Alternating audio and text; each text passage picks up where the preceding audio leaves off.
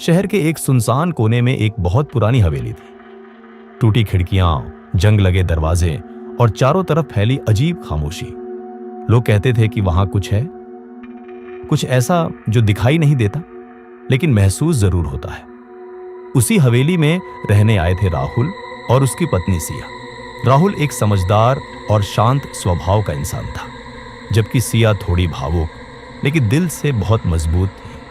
दोनों एक दूसरे से बेहद प्यार करते थे और हर हाल में साथ रहने का वादा कर चुके थे। शुरुआत के कुछ दिन बिल्कुल सामान्य रहे। दोनों ने मिलकर हवेली को थोड़ा रहने लायक बनाया, हंसी मजाक किया और एक नई जिंदगी शुरू करने की कोशिश की। लेकिन धीरे धीरे हवेली का असली रूप सामने आने लगा। एक रात जब घड़ी ने ठीक 3 बजाए, अचानक हवेली में पायल की आवाज गूंजने लगी। छन छन छन।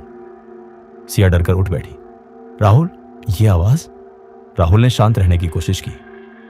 शायद हवा से कुछ हिल रहा होगा, तुम सो जाओ। लेकिन अगली रात फिर वही हुआ और इस बार दरवाजा अपने आप खुल गया।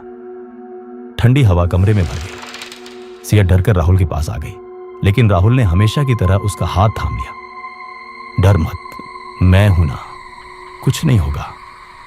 दिन बीतते गए लेकिन घटनाएं बढ़ती गई। कभी आईने में किसी परछाई की झलक दिखती तो कभी पीछे से कोई धीमी आवाज फुसफुसाती, यहां से चले जाओ। एक रात सिया ने साफ साफ महसूस किया कि किसी ने उसके कंधे को छुआ। वो घबरा गई और तुरंत राहुल के पास भागी। राहुल, यहां कुछ है, यह हवेली ठीक नहीं है। राहुल ने उसकी आंखों में देखा, डर साफ झलक रहा था, लेकिन उसने मजबूती से कहा, अगर कुछ है भी तो हम दोनों साथ हैं, मैं तुम्हें अकेला नहीं छोड़ूंगा। उस रात दोनों ने तय किया कि सच का सामना करेंगे। जैसे ही घड़ी ने 3 बजाए, अचानक कमरे की लाइट बंद हो गई, दरवाजे जोर जोर से हिलने लगे और फिर उनके सामने एक औरत की परछाई उभर आई। लंबे बिखरे बाल, सफेद कपड़े और आंखों में गहरा दर्द। सिया डर गई, लेकिन राहुल उसके सामने खड़ा हो गया। कौन हो तुम? राहुल ने हिम्मत करके पूछा। वो आत्मा धीरे से बोली, मैं भी कभी इस हवेली में रहती। मैंने भी अपने पति से सच्चा प्यार किया था, लेकिन उसने मुझे धोखा दिया, मुझे अकेला छोड़ दिया। उसकी आवाज में गुस्सा नहीं, सिर्फ दर्द था।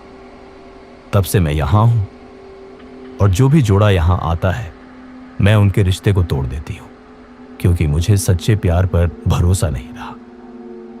सिया ने राहुल का हाथ कसकर पकड़ा, लेकिन इस बार उसकी आंखों में डर से ज्यादा हिम्मत थी।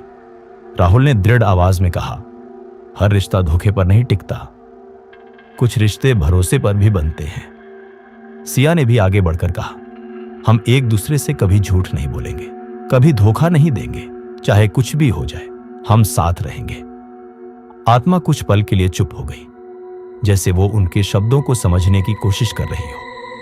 फिर अचानक हवेली में तेज हवा चलने लगी, दीवारें कांपने लगी, जैसे आत्मा उनकी परीक्षा ले रही हो। अचानक राहुल का हाथ सिया से छूट गया और सिया दूसरी तरफ खींच गई। राहुल! सिया चिल्लाई। राहुल घबरा गया, लेकिन उसने हिम्मत नहीं हारी। वो जोर से बोला, सिया, मैं यहीं हूं, मैं तुम्हें छोड़कर कहीं नहीं जाऊंगा। सिया ने भी जवाब दिया, मैं भी नहीं डरूंगी, क्योंकि मुझे तुम पर भरोसा है। उनकी आवाजों में सच्चाई थी और वही सच्चाई उस आत्मा तक पहुंच गई। कुछ ही पलों में सब शांत हो गया।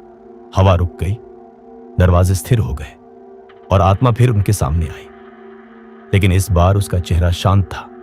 उसने धीरे से कहा, तुम दोनों अलग हो, तुम्हारा प्यार सच्चा है, तुमने मेरे विश्वास को फिर से जगा दिया।